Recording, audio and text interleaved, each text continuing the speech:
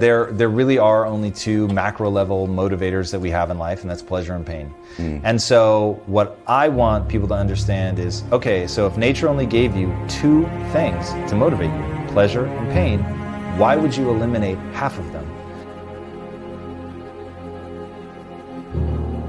And so most people think that life is about avoiding the pain. I'm here to tell you right now, in a very controlled fashion, it is about really experiencing the pain, learning from it. So Ray Dalio, the most successful hedge fund manager of all time, has a perfect math equation. Pain plus reflection equals progress. If you don't feel the pain, you never reflect on it.